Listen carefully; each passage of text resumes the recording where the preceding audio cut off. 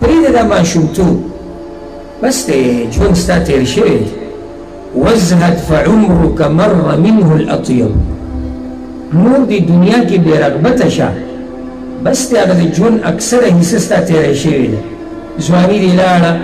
ښایست دې لاړ ورځې دې لاړې نو ته بیا هم په هغه ماشومتوب کې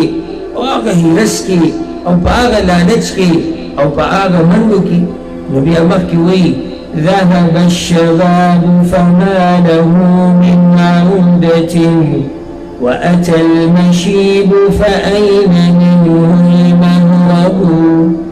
ولاړه ځواني فما له من عودة ځواني ګوره بیا نه راځي او په ویښتو کې سپین ولګېدو او د دې نه ګوره تېښته نشته دع عنك ما قد كان في زمن الصبا واذكر ذنوبك وابكها يا مذنب پرېږده هغه کارونه پرېږده هغه نخرې پېښې چې هغه هلکوالي کې دې کولې هغه ماشومتوب کې دې کولې واذکر ذنوبک وابکیها یا مذنبو د خپل ګناهونه رایاد کا وجاړه الله ته همیشه دپاره او خلک وایي که نه وایي قیامته پورې خو سړی وکښېنئ قیامته پورې خو سړی کمقل نه یو وخت یو دوران راغی یو سړی ګډوډو ماشومو ځوان شو تنکۍ ځوانۍ کې و په ځان پوه نه شو زه خیر دی 20 کاله عمر تېر شو نو د بعضو پکې 30 تېر شو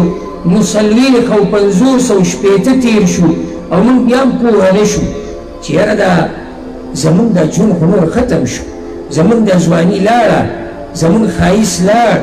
هر څه په ختمېدو دي او زمونږ مخې ته دا دنیا په کمېدو ده او دا خپلوان روان دي او بیا پکې موږ سوچ نه کوو نو مخکې وایي واذكر مناقشة الحساب فإنه لا بد يحصى ما جنيت ويكتب یاد که حساب کتاب چې کله به د سره الله سوال او جواب کوي مناقشه به د سره کوي او دا یاده که چې لابد يحصى ما جنيت ويكتب تا چې څه کړي دي او څه دې ویلي دي دا هر څه لیکلی شوي دي لم ينسه الملكان حين نسيته بل أثبتاه وأنت لاه تلعب تا نه که هېر شوي که نه چې تا په تېر شوي زمانه کې څه کړي دي او زه تاسو ټولو ته وایم که زموږ نه دا هېر شوي چې موږ په تېر شوي کال کې څه کړي دي نو 2 ملائک الله مقرر کړي دي چې هغوی ته کراما کاتبین ویلي دي الله سبحانه وتعالی په قرآن کې هغوی دا هر څه د ځان سره لیکلي دي او سورة المجادله یا سورة المجادله الله رب العزت په هغې کې دا خبره ذکر کړې ده چې زه به د قیامت په ورځ د انسانانو د پیریانو د اعمالو بدله به ورکوم نو سوال دا راځي چې د دې دومره انسانانو او پیریانو د اعمال دا به څنګه الله د دې بدله ورکړي دا خو زموږ نه هېر شوي دي کال مخکې موږ څه کړي دي کال خو دا ګټه خبره میاشت مخکې قصه هفته مخکې قصه زموږ نه هېرې نو الله وایي أحصاه الله ونسوه أحصاه الله ونسوه الله دا هر څه شمار کړي دي او دې بندګانو یې کړي دي که زما او ستا نه هېر شي که نه خو د الله رب العزت نه ګوره نه هېرېږي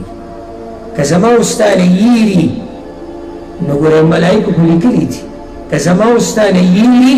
خو په عملنامه کې شتي او ځکه بیا شاعر مخکې وایي وغرور دنياك التي تسعى لها دار حقيقتها متاع يذهب او دا دنیا دوکه د دنیا او دا ته چې په دوکه کې پروت یو د هغې دپاره منډې ویې که نه دار حقیقتها متاع یذهب د دې دنیا حقیقت دا دی چې دا د فایدې سامان دی د لږ وخته پورې او ختمېدو والا نو تبا لدار لا يدوم نعيمها ومشيدها عما قليل يخرب شاعر وی هغه بیا څه ځای شو او هغه څه کور شو چې هغه همیشه پاتې کېدونکی نه دی د هغې نعمت هغه ختمېدونکی دی او ځکه ما یو درس کې دا خبره کړې وه او کېدای شي تاسو اورېدلې مې هغه ما دا خبره کړې وه چې دنیا نیمګړې ده دلیل پې دا دی چې دا نیمګړې ده چې د دې غم همیشه دی او د دې خوشحالي همیشه دی د دې غم همیشه دی د دې خوشحالي همیشه دی او دا دې کې زموږ دپاره نصیحت پروت دی د غم ځپلو دپاره د غریب او محتاج او فقیر دپاره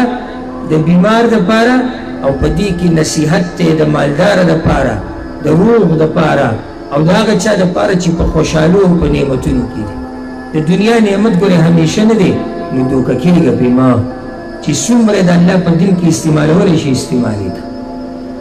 او د دنیا غمونه ګورې همیشه نه دي دا ختمېدونکي دي نو ځکه خفه کېږه ډېر مه او دا کمې سختې چې دي او دا کم غمونه چې دي په دې مسلمان باندې دا هم ختمېدونکي دي نو په هغه دنیا باندې به څه یقین ساتي چې نه نعمتونه همیشه دي او نه سختې همیشه دي دنیا ختمېدونکې ده